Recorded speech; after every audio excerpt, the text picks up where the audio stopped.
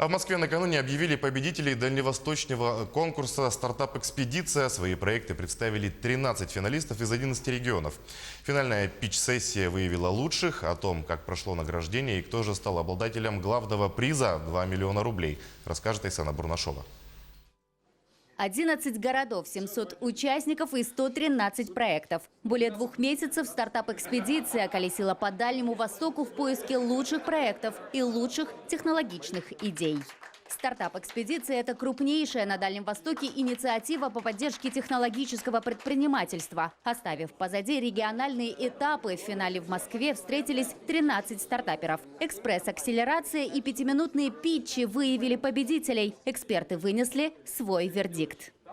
Самое массовое мероприятие Сколково – это будет в мае следующего года. Полностью оплаченный проезд.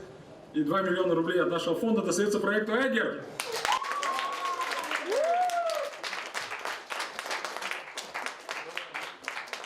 Я впечатлен, вдохновлен, не знаю, плюс 300 баллов к тому, чтобы двигаться дальше, плюс 2 миллиона для того, чтобы это было быстрее. Вот. И спасибо большое организаторам стартап-экспедиции. Мы помогаем предпринимателям сделать сайт максимально легко с помощью конструктора, который будет эффективен с точки зрения маркетинга.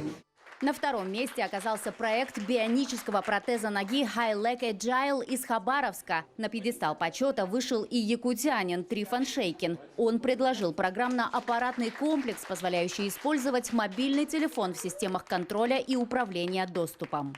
Выбирали работу обычным голосованием. У нас мы смотрели по 4 направлениям. Это инновационность, технологичность проекта, его бизнес-модель, его масштабируемость, возможность команды реализовать этот проект, именно этот. Эксперты были очень высокие. У нас там Олег Баранник, это главный ментор стартап-тура Сколково, Станислав Триес, это эксперт Кассер Гарден в Казахстане. То есть у нас ребята были с фонда высоких технологий, ну и наши эксперты из Якутии были. Стартап-экспедиция завершила свою работу и доказала, что все регионы Дальнего Востока, от Анадыря до Улан-Удэ, богаты технологическими проектами, которые сулит им большое будущее.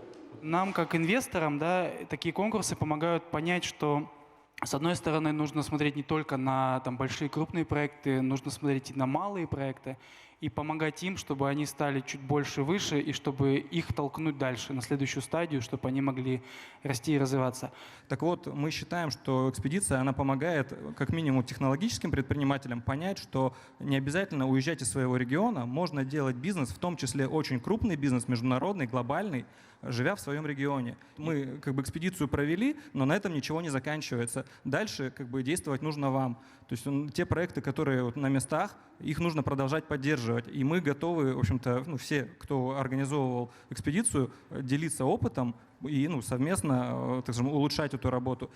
Айсена Бурнашова, Виктор Олесов, Москва.